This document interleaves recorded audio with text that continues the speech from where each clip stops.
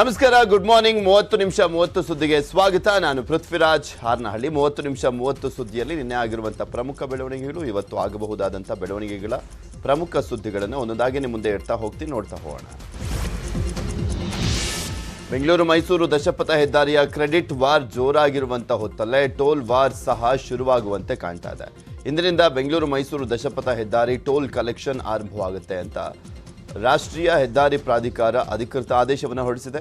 ನಿಡಘಟ್ಟವರೆಗಿನ 56 kilometre ಉದ್ದ ರಸ್ತೆಯಲ್ಲಿ ಏಕಮುಖ ಸಂಚಾರಕ್ಕೆ ಕಾರುಗಳಿಗೆ ₹135 ನಿಗದಿಗೊಳಿಸಲಾಗಿದೆ. ಈ ಹೆದ್ದಾರಿಯಲ್ಲಿ ಬೈಕ್, ಆಟೋ, ಟ್ರ್ಯಾಕ್ಟರ್ಗಳ ಪ್ರವೇಶಕ್ಕೆ ಅವಕಾಶ ಇರೋದಿಲ್ಲ. ಎಕ್ಸ್‌ಪ್ರೆಸ್ ವೇನಲ್ಲಿ ಅಪಘಾತ ತಪ್ಪಿಸಲಿಕ್ಕೆ ಈ ಕ್ರಮವನ್ನು ಕೈಗೊಳ್ಳಲಾಗಿದೆ. ದಶಪಥ ಹೆದ್ದಾರಿಯಲ್ಲಿ ಟೋಲ್ ಸಂಗ್ರಹ ವಿಚಾರದ ಸಂಬಂಧ ಸಿಟ್ಟಿಗೆದ್ದಿರುವಂತಹ ಬಿಡದಿ ಬ್ಲಾಕ್ ಕಾಂಗ್ರೆಸ್ ಪ್ರತಿಭಟನೆಯ ಎಚ್ಚರಿಕೆಯ ಸಂದೇಶ ನೀಡಿರುವಂಥದ್ದು. ಕಾಮಗಾರಿ ಪೂರ್ಣ ಮಾಡದೆ ಟೋಲ್ ಕಲೆಕ್ಷನ್ ಮಾಡಿದರೆ ಉಗ್ರ ಪ್ರತಿಭಟನೆ ಮಾಡ್ತೀವಿ ಅಂತ ಕಾಂಗ್ರೆಸ್ ಎಚ್ಚರಿಕೆಯ ಪತ್ರವನ್ನು ಬಿಡುಗಡೆ ಮಾಡಿದೆ.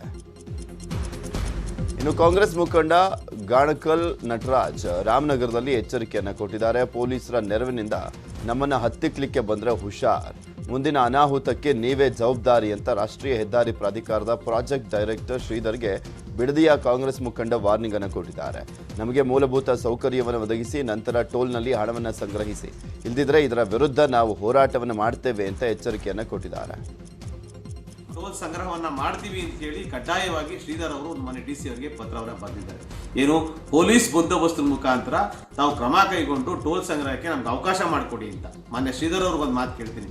ರೀ ಸ್ವಾಮಿ, ನಾವೇನಾದ್ರೂ ನಿಮ್ಮ ಮನೆ ಆಸ್ತಿ ಕೇಳ್ತೀವಿ, ನಾವು ಕೊಟ್ಟಿರ್ತಕ್ಕಂಥ ಜಾಗದಲ್ಲಿ ನಮ್ಮ ಗ್ರಾಮಗಳಿಗೆ ಹೋಗೋಕ್ಕೆ, ನಮ್ಮ ಶಾಲೆಗಳ ಮಕ್ಕಳು ಹೋಗೋದಿಕ್ಕೆ ದಾರಿ ಬಿಟ್ಕೊಡಿ ಅಂತ ಕೇಳಿದ್ವಿ. ನಿಮ್ಮ ಮನೆ ಆಸ್ತಿಯನ್ನು ಕೇಳಿಲ್ಲ ನಾವು ಯಾರು. ದಯಮಾಡಿ ಜಿಲ್ಲಾಧಿಕಾರಿಗಳು ಇದರ ಗಮನವನ್ನು ಹರಿಸಿ ತಾವು ದಯಮಾಡಿ ನಾಳೆ ಬೆಳಿಗ್ಗೆ ಟೋಲ್ ಸಂಗ್ರಹವನ್ನ. ಹಾವೇರಿಯ ರಾಣೆಬೆನ್ನೂರಿನಲ್ಲಿ ನಡೆದಂಥ ಪ್ರಜಾಧ್ವನಿ ಸಮಾವೇಶದಲ್ಲಿ ಸಿದ್ದರಾಮಯ್ಯ ಭಾಗಿಯಾಗಿದ್ದರು. ಉರ್ದು ಮೈದಾನದಲ್ಲಿ ಸಮಾವೇಶ ನಡೆದಿದ್ದು ಸಾವಿರಾರು ಕಾರ್ಯಕರ್ತರು ಸಿಳ್ಳೆ ಕೇಕೆಯನ್ನು ಹಾಕಿ ಸಿದ್ದರಾಮಯ್ಯ ಅವರನ್ನು ಸ್ವಾಗತ ಮಾಡಿದರು. ಬಳಿಕ ಮಾತನಾಡಿದಂಥ ಸಿದ್ದರಾಮಯ್ಯ ಬಿಜೆಪಿ ವಿರುದ್ಧ ಹರಿಹಾಯ್ದರು. ಇದು ಭಾರತೀಯ ಜನತಾ ಪಕ್ಷ ಆಪರೇಷನ್ ಕಮಲದ ಮೂಲಕ ಅಧಿಕಾರಕ್ಕೆ ಬಂದಂತವರು ಕೋಟ್ಯಾಂತರ ರೂಪಾಯಿಯನ್ನ ಖರ್ಚು ಮಾಡಿದ್ರು. MLAಗಳನ್ನ ರಾಜೀನಾಮೆ ಕೊಡಿಸಕ್ಕೆ ದುಡ್ಡು ಖರ್ಚು ಮಾಡಿದ್ರು. ಅವರನ್ನು ಮತ್ತೆ ಗೆಲ್ಲಿಸ್ಲಿಕ್ಕೆ ದುಡ್ಡನ್ನ ಖರ್ಚು ಮಾಡಿದ್ರು. ಇವರು ಮತ್ತೆ ವೋಟ್ ಹಾಕ್ಬೇಕಾ? ಹೇಳಿ ನೋಡ, ನೀವೇ ವೋಟ್ ಹಾಕ್ಬೇಕಾ ಇವರಿಗೆ? ಇನ್ನು ಹಾವೇರಿ ಜಿಲ್ಲೆಯ ರಾಣೆಬೆನ್ನೂರು ಪ್ರಜಾಧ್ವನಿ ಸಮಾವೇಶದಲ್ಲಿ ಮತ್ತೆ ಗದ್ದಲ ಗಲಾಟೆ ನಡೆಯಿತು. ರಾಣೆಬೆನ್ನೂರಿನ ಉರ್ದು ಮೈದಾನದಲ್ಲಿ ತಿನ್ನುವ ಸೇಬಿಗಾಗಿ ನೂಕುನುಗ್ಗಲು ಉಂಟಾಯಿತು. 25 ಅಡಿ ಎತ್ತರದ ಸೇಬಿನ ಹಾರ ಕಿತ್ಕೊಳ್ಳಿಕ್ಕೆ ಜನರು ಮುಗಿಬಿದ್ರು.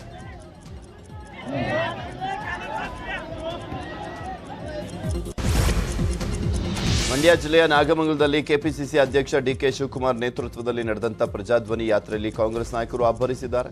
ಡಿಕೆಶಿ ಸಮ್ಮುಖದಲ್ಲಿ ಮನ್ಮೂಲ್ ಮಾಜಿ ಅಧ್ಯಕ್ಷ ಜವರೇಗೌಡ ಹಾಗೂ ಒಕ್ಕಲಿಗ ಸಂಘದ ಮಾಜಿ ಅಧ್ಯಕ್ಷ ಬೆಟ್ಟೇಗೌಡ ಕಾಂಗ್ರೆಸ್ ಪಕ್ಷಕ್ಕೆ ಸೇರ್ಪಡೆಯಾದರು. ಈ ವೇಳೆ ಮಾತನಾಡಿದಂಥ ಡಿಕೆಶಿ, ನನ್ನ ಭಾಷಣ ಯಾರು ಕೇಳಬೇಡಿ, ಕೇವಲ JDS ಕಾರ್ಯಕರ್ತರು ಮಾತ್ರ ನನ್ನ ಮಾತು ಕೇಳಿ. ಕಳೆದ ಬಾರಿ 7ಕ್ಕೆ 7 JDS ಶಾಸಕರನ್ನ ಗೆಲ್ಲಿಸಿದ್ದೀರಾ, ಆದರೆ ಅವರ ಕೊಡುಗೆ ಏನು? ನಾನು ಈ ಮಣ್ಣಿನ ಮಗನಿದ್ದೇನೆ, ನನಗೂ ಒಂದು ಅವಕಾಶ ಮಾಡಿಕೊಡಿ ಅನ್ನೋ ಮೂಲಕ ಮತ್ತೊಮ್ಮೆ ಪರೋಕ್ಷವಾಗಿ CM ಆಗುವಂತ ಆಸೆಯನ್ನ ಬಿಚ್ಚಿಟ್ರು. ಯಾರು ನನ್ನ ಭಾಷಣ ಕೇಳ್ಕೋಬೇಡಿ, ನನ್ನ ಭಾಷಣ ಕೇಳಬೇಕಾಗಿರೋರು ಜನತಾದಳದ ಕಾರ್ಯಕರ್ತರು ಕೇಳಬೇಕು ಅಂತೇಳಿ ಇವತ್ತು ನಾನು ನಿಮಗೆ ವಾಗ್ದಾನ ಮಾಡಲಿಕ್ಕೆ ನಾನು ಬಂದಿದ್ದೇನೆ. ಕುಮಾರಸ್ವಾಮಿ ಅವರು 2 ಬಾರಿ ಈ ರಾಜ್ಯದ ಮುಖ್ಯಮಂತ್ರಿ ಮಾಡಿದ್ದೀರಿ, ಈ ದೇಶದ ಪ್ರಧಾನಮಂತ್ರಿ ಮಾಡಿದ್ದೀರಿ. ನಾನು ನಿಮ್ಮ ಮಗನಿದ್ದೇನೆ, ನಾನು ಮಣ್ಣಿನ ಮಗನಿದ್ದೇನೆ, ನಾನು ನಿಮ್ಮ ಸಮಾಜದವರಿದ್ದೇನೆ. ನನಗೂ ಒಂದು ಅವಕಾಶವನ್ನು.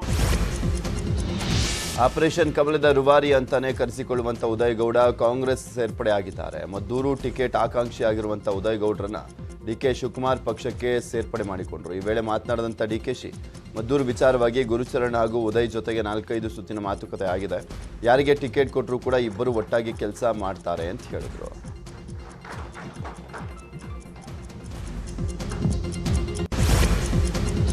ಕೆಪಿಸಿಸಿ ಅಧ್ಯಕ್ಷ ಡಿಕೆ ಶಿವಕುಮಾರ್ ಹಾಗೂ ಶಾಸಕ ರಮೇಶ್ ಜಾರಕಿಹೊಳಿ ನಡುವೆ ಮತ್ತೆ ವಾಕ್ಸಮರ ಜೋರಾಗಿದೆ. ಡಿಕೆಶಿ ನನಗಷ್ಟೇ ಅಲ್ಲ, ಓರ್ವ ಮಂತ್ರಿಗೂ ಕೂಡ ಕಾಂಗ್ರೆಸ್ಗೆ ಬರ್ತೀರಾ ಇಲ್ಲ CD ಬಿಡ್ಲಾ ಅಂತ ಹೆದರಿಸ್ತಾ ಇದ್ದಾರೆ. ಡಿಕೆಶಿ ಆ ಪಾರ್ಟ್ನರ್ ಬೆಳಗಾವಿಯಲ್ಲಿದ್ದಾರೆ. ಅವರೊಬ್ಬ ಆಕ್ಟರ್, ಅವರ ಜೊತೆ ಮತ್ತೊಬ್ಬ ಡ್ರೈವರ್ ಸಹ ಸೇರ್ಕೊಂಡಿದ್ದಾನೆ ಅನ್ನೋ ಮೂಲಕ ಹೆಬ್ಬಾಳ್ಕರ್ ಹಾಗೂ ಚನ್ರಾಜ್ ಹಟ್ಟಿಹೊಳಿ ವಿರುದ್ಧವೂ ಕೂಡ ಪರೋಕ್ಷವಾಗಿ ಕಿಡಿಕಾರಿದ್ದಾರೆ. ನಾವು ಯುದ್ಧ ಮಾಡೋರು, ಷಡ್ಯಂತ್ರ ಮಾಡೋರಲ್ಲ, ಕನಕಪುರದಲ್ಲೇ ಬೇಕಾದರೆ ಬಂದು ಎಲೆಕ್ಷನ್ಗೆ ನಿಂತು ಬಿಡ್ತೀನಿ ಅಂತ ರಮೇಶ್ ಜಾರಕಿಹೊಳಿ ಅವರು ಕಿಡಿಕಾರಿದ್ದಾರೆ. ಮತ್ತೊಮ್ಮೆ ಗಾಳಿಲಿ ಗುಂಡು ಹೊಡೆದಿದ್ದಾರೆ. ಇನ್ನು ಸಾಹುಕಾರ್ ಆರೋಪದ ಬಗ್ಗೆ ಪ್ರತಿಕ್ರಿಯಿಸಿದಂಥ ಡಿಕೆಶಿ, ನಿಮಾನ್ಸ್ ಆಸ್ಪತ್ರೆ ಅಭ್ಯರ್ಥಿಗಳ ಬಗ್ಗೆ ನಾನಂತೂ ಮಾತಾಡಲ್ಲ ಅಂತ ಸರಿಯಾಗಿ ತಿರುಗೇಟನ್ನು ಕೊಟ್ಟಿದ್ದಾರೆ.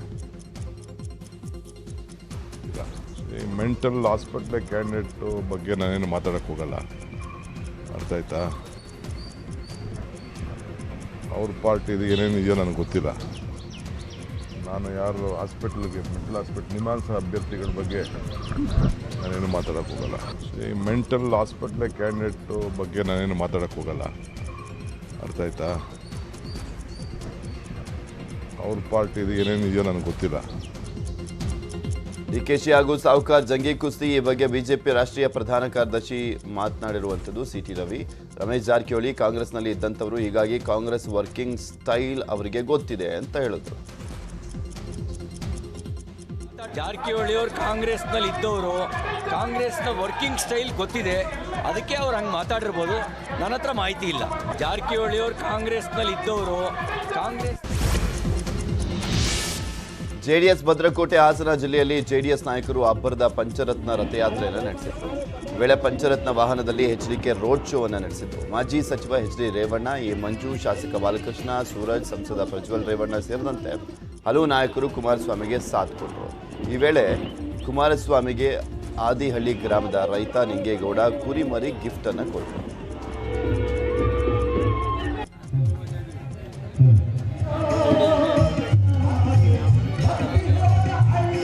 ಪಂಚರತ್ನ ಯಾತ್ರೆಯಲ್ಲಿ ಮಾತನಾಡಿದಂಥ ಕುಮಾರಸ್ವಾಮಿ ಹಾಸನ ಟಿಕೆಟ್ ಗೊಂದಲಕ್ಕೆ ಬ್ರೇಕ್ ಹಾಕುವಂತ ಯತ್ನ ಮಾಡಿದ್ದಾರೆ. ಪಕ್ಷದ ನಿಷ್ಠಾವಂತ ಕಾರ್ಯಕರ್ತರಿಗೆ ಹಾಸನ ಟಿಕೆಟ್ ಕೊಡ್ತೀವಿ ಅಂತ ಪುನರುಚ್ಚರಿಸಿದ್ದಾರೆ.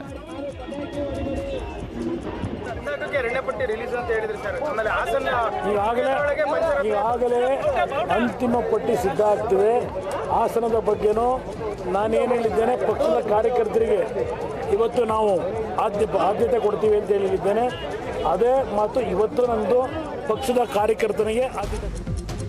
ಸಮಾವೇಶದಲ್ಲಿ ರೇವಣ್ಣ ಮಾತನಾಡಲಿಕ್ಕೆ ಆಗಮಿಸ್ತಾ ಇದ್ದಂತೆ ವೇದಿಕೆ ಪಕ್ಕದಲ್ಲೇ ಇದ್ದಂಥ ಕಾರ್ಯಕರ್ತರು ಗಲಾಟೆ ಮಾಡ್ತಾ ಇದ್ರು. ಸುಮ್ಮನಿರುವಂತೆ ಎಷ್ಟೇ ಹೇಳಿದ್ರು ಕೂಡ ಕಾರ್ಯಕರ್ತರು ಮಾತ್ರ ಸೈಲೆಂಟ್ ಆಗಲಿಲ್ಲ. ಇಷ್ಟಕ್ಕೆ ಬೇಸರಗೊಂಡಂತ ರೇವಣ್ಣ ನಾನು ಮಾತನಾಡಲ್ಲ ಅಂತ ಅರ್ಧಕ್ಕೆ ಭಾಷಣವನ್ನು ನಿಲ್ಲಿಸಿದ್ರು. ದಯವಿಟ್ಟು ಪಟಾಕಿ ಹಚ್ಚಬೇಡಿ ಗಣ್ಯರು ಮಾತಾಡುವಾಗ.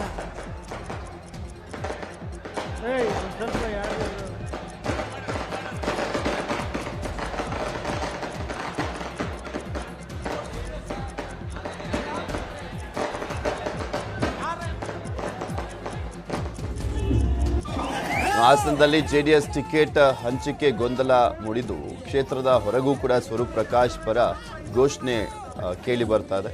ಟಿಕೆಟ್ ನೀಡುವಂತೆ ಕುಮಾರಸ್ವಾಮಿ ಕಾರಿಗೆ ಕಾರ್ಯಕರ್ತರು ಮುತ್ತಿಗೆಯನ್ನು ಹಾಕಿದ್ರು. ಈ ವೇಳೆ ಸ್ವರೂಪ್ ಪ್ರಕಾಶ್ ಭಾವಚಿತ್ರವನ್ನು ಹಿಡಿದು ಅಭಿಮಾನಿಗಳು ಎಚ್ಡಿಕೆ ಮುಂದೆ ಬೇಡಿಕೆ ಇಟ್ಟಿದ್ದಾರೆ. ಇನ್ನು ಕಾರ್ಯಕರ್ತರಿಗೆ ಎಚ್ಡಿಕೆ ಸಕಾರಾತ್ಮಕವಾಗಿ ಸ್ಪಂದಿಸಿ ಮುನ್ನಡೆದರು.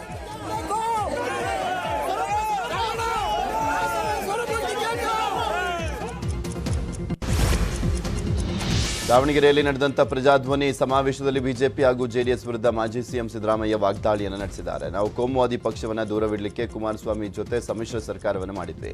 ಅವರದ್ದು 37 ಸೀಟು ಇದ್ರೂ ಸಹ ಅವರನ್ನೇ ಸಿಎಂ ಮಾಡಿದ್ವಿ.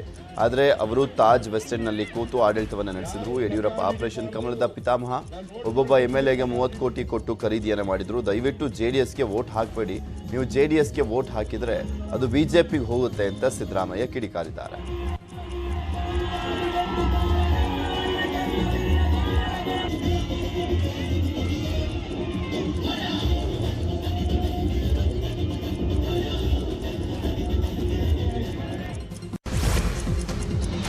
ಕೋಲಾರದ ಕೆಜಿಎಫ್ನ ಬೇತಮಂಗಲ ಗ್ರಾಮಕ್ಕೆ ಬಿಜೆಪಿಯ ವಿಜಯ ಸಂಕಲ್ಪ ಯಾತ್ರೆ ಆಗಮಿಸಿದ್ದ ವೇಳೆ ದೊಡ್ಡ ಹೈಡ್ರಾಮವೇ ನಡೆದಿದೆ. ಬಿಜೆಪಿಯ 2 ಬಣದ ನಡುವೆ ಕಿತ್ತಾಟ ನಡೆದಿದ್ದು, ಸಚಿವ ಮುನಿರತ್ನ ಭಾಷಣಕ್ಕೆ ಅಡ್ಡಿಪಡಿಸಿದ್ರು. ಕೆಜಿಎಫ್ ಬಿಜೆಪಿ ಟಿಕೆಟ್ಗಾಗಿ ಮಾಜಿ ಶಾಸಕ ವೈ ಸಂಪಂಗಿ ಹಾಗೂ ಮೋಹನ್ ಕೃಷ್ಣ ನಡುವೆ ಪೈಪೋಟಿ ನಡೀತಾ ಇದೆ.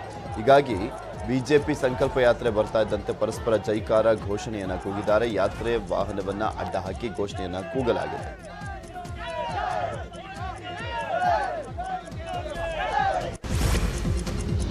ಬಾಗಲಕೋಟೆಯ ಬೀಳಗಿ ಪಟ್ಟಣದಲ್ಲಿ ಬಿಜೆಪಿಯ ವಿಜಯ ಸಂಕಲ್ಪ ಯಾತ್ರೆಗೆ ಬಂದಂತ ಕಾರ್ಯಕರ್ತರು ಕಟೌಟ್ಗಾಗಿ ಕಿತ್ತಾಡಿಕೊಂಡಿದ್ದಾರೆ. ನಗರದಲ್ಲಿ ಹಾಕಿದ್ದಂತ ಬಿಜೆಪಿ ನಾಯಕರ ಕಟೌಟ್ ಕಿತ್ತುಕೊಳ್ಳುವುದಕ್ಕೆ ಮುಗಿಬಿದ್ದರು. ಇನ್ನು ಹಾವೇರಿ ಜಿಲ್ಲೆಯ ರಾಣೆಬೆನ್ನೂರಲ್ಲಿ ನಡೆದಂತ ಪ್ರಜಾಧ್ವನಿ ಸಮಾವೇಶದ ವೇಳೆ ಕೈ ಕಾರ್ಯಕರ್ತರು ಟಿ ಶರ್ಟ್ಗಾಗಿ ಮುಗಿಬಿದ್ದಿದ್ದಾರೆ.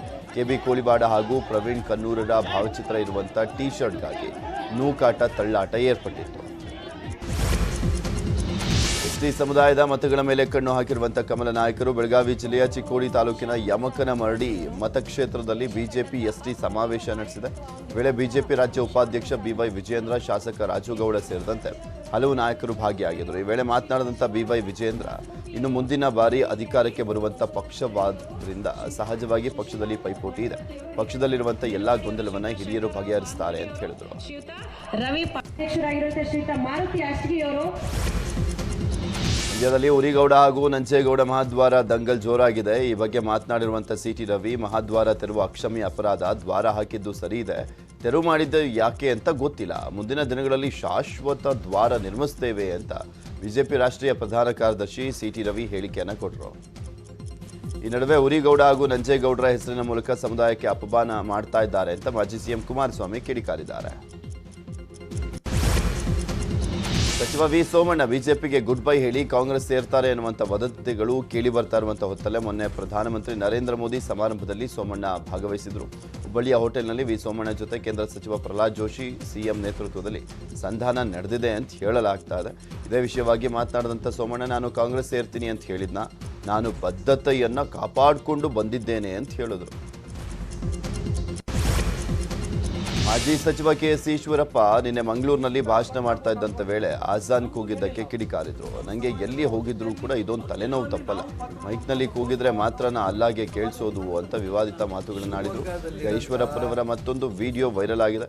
ಶಿವಮೊಗ್ಗದ ಮುಸಲ್ಮಾನರು ಗಲಾಟೆ ಮಾಡೋರಲ್ಲ, ಹಿಂದೂಗಳನ್ನ ಕೆಲ ತಲಹರಟೆಗಳಿದ್ದಾರೆ ಅನ್ನೋ ಮೂಲಕ ಹೊಸ ವಿವಾದವನ್ನು ಹೊತ್ತಿಸಿದ್ದಾರೆ. ಶಿವಮೊಗ್ಗದಲ್ಲಿರೋಂಥ ಮುಸಲ್ಮಾನರು ಗಲಾಟೆ ಮಾಡೋರಲ್ಲ, ನನಗೆ 100% ಗೊತ್ತು. ಆದರೆ ಹಿಂದೂಗಳಲ್ಲೂ ಕೂಡ ಕೆಲವು ತಲೆಹರಟೆಗಳಿದ್ದಾರೆ, ನಾನಿಲ್ಲ ಅನ್ನಲ್ಲ. ಮುಸಲ್ಮಾನರಲ್ಲೂ ಕೂಡ ತಲೆಹರಟೆಗಳಿದ್ದಾರೆ. ಆದರೆ ಏನು ಪ್ರಶ್ನೆ, ಹಿಂದೂಗಳಲ್ಲಿರುವಂಥ ಮುಸಲ್ಮಾನರು ತಲೆಹರಟೆ ಮಾಡೋದು, ಮುಸಲ್ಮಾನರಲ್ಲಿ ಇರುವಂಥ ತಲೆಹರಟೆ ಕೆಲಸ ಮಾಡಿದ್ದು, ಅಲ್ಲಿಂದ ಗಲಾಟೆಗಳು ಶುರುವಾಯಿತು. ರಾಜ್ಯ ವಿಧಾನಸಭಾ ಚುನಾವಣಾ ಕಾವು ದಿನೇ ದಿನೇ ಜೋರಾಗ್ತಾ ಇದ್ದಂತೆ ರಾಜ್ಯದಲ್ಲಿ ನೆಲೆ ಕಂಡುಕೊಳ್ಳೋದಕ್ಕೆ ಇಲ್ಲಿ ಸಾಕಷ್ಟು ಸರ್ಕಸನ್ನು ಮಾಡ್ತಾ ಇದೆ.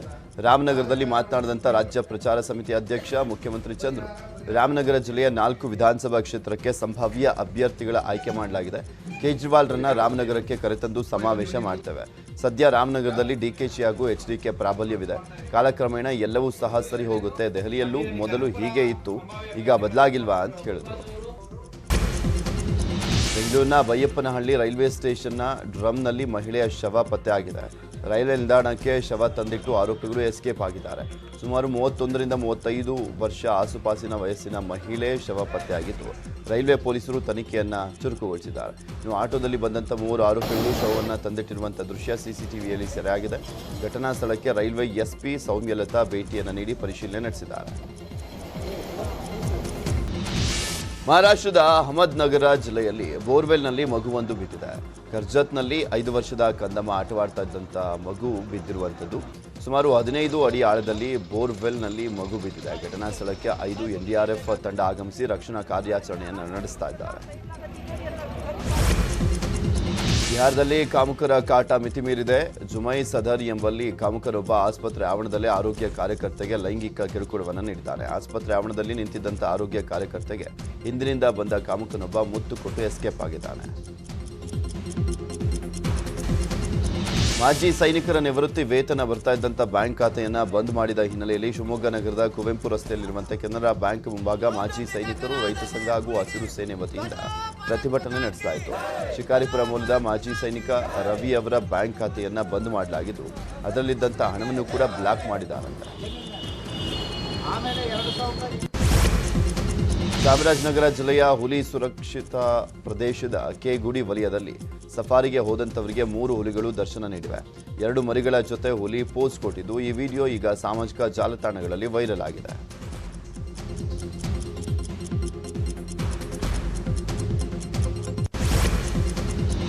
RRR ಸಿನಿಮಾಗೆ ಆಸ್ಕರ್ ಪ್ರಶಸ್ತಿ ಸಿಕ್ಕಿರುವುದಕ್ಕೆ ಇಡೀ ದೇಶವೇ ಸಂಭ್ರಮಿಸ್ತಾ ಇದೆ. ಇಂಥ ಹೊತ್ತಲ್ಲೇ ಬಹುಭಾಷಾ ನಟ ಪ್ರಕಾಶ್ ರೈ ಟ್ವೀಟ್ ಮಾಡಿ ಬಿಜೆಪಿ ವಿರುದ್ಧ ಆಕ್ರೋಶ ಹೊರಹಾಕಿದ್ದಾರೆ. RRR ಸಿನಿಮಾವನ್ನ ಬಾಯ್ಕಟ್ ಮಾಡಲಿಕ್ಕೆ ಹೇಳಿದ್ದ ಹಾಗೂ ಚಿತ್ರಮಂದಿರಗಳನ್ನು ಸುಡುವುದಾಗಿ ಹೇಳಿದ್ದಂಥ ಬಿಜೆಪಿಯ ಧರ್ಮಾಂಧರು ಈಗ ಎಲ್ಲಿ ಅಡಗಿಕೊಂಡಿದ್ದಾರೆ ಅಂತ ಪ್ರಶ್ನೆ ಮಾಡಿದ್ದಾರೆ. RRR ಸಿನಿಮಾ ರಿಲೀಸ್ ಆಗುವ ವೇಳೆ ತೆಲಂಗಾಣದ ಬಿಜೆಪಿ ರಾಜ್ಯಾಧ್ಯಕ್ಷ ವಿರೋಧ ವ್ಯಕ್ತಪಡಿಸಿದ್ರು. ಸಿನಿಮಾ ರಿಲೀಸ್ ಮಾಡಿದರೆ ಬೆಂಕಿ ಹಚ್ಚೋದಾಗಿ ಕಿಡಿಕಾರಿದ್ರು. ಸ್ಯಾಂಡಲ್ವುಡ್ನಲ್ಲಿ ಮತ್ತೊಂದು ಸ್ಟಾರ್ ನಟರ ಚಿತ್ರ ಬರ್ತಾ ಇದೆ. ಉಪ್ಪಿ ಕಿಚ್ಚನ ಜೊತೆ ಆಯಿತು, ಈಗ ಮತ್ತೊಬ್ಬ ಸ್ಟಾರ್ ಜೊತೆ ಶಿವಣ್ಣ ನಟಿಸ್ತಾ ಇದ್ದಾರೆ. ಗೋಲ್ಡನ್ ಸ್ಟಾರ್ ಗಣೇಶ್ ಶಿವಣ್ಣನ ಒಂದೇ ಚಿತ್ರದಲ್ಲಿ ಒಟ್ಟಾಗಿ ನಟಿಸ್ತಾ ಇದ್ದಾರೆ. ಶಿವಣ್ಣ ಗಣಿಗೆ ಕಾಲಿವುಡ್ ಸ್ಟಾರ್ ಡೈರೆಕ್ಟರ್ ಆಗಿರುವಂಥ KS ರವಿಕುಮಾರ್ ಆಕ್ಷನ್ ಕಟ್ಟನ್ನು ಹೇಳಿದ್ದಾರೆ. ಈ ಚಿತ್ರ ಜೂನ್ ಜುಲೈನಲ್ಲಿ ಸೆಟ್ ಇರಲಿದೆ. ಭಾರತ ಹಾಗೂ ಆಸ್ಟ್ರೇಲಿಯಾ ನಡುವಿನ 4ನೇ ಟೆಸ್ಟ್ ಪಂದ್ಯ ಡ್ರಾನಲ್ಲಿ ಅಂತ್ಯವಾಗುವ ಮೂಲಕ ರೋಹಿತ್ ಪಡೆ ಸರಣಿ ಗೆದ್ದು ಬೀಗಿದೆ.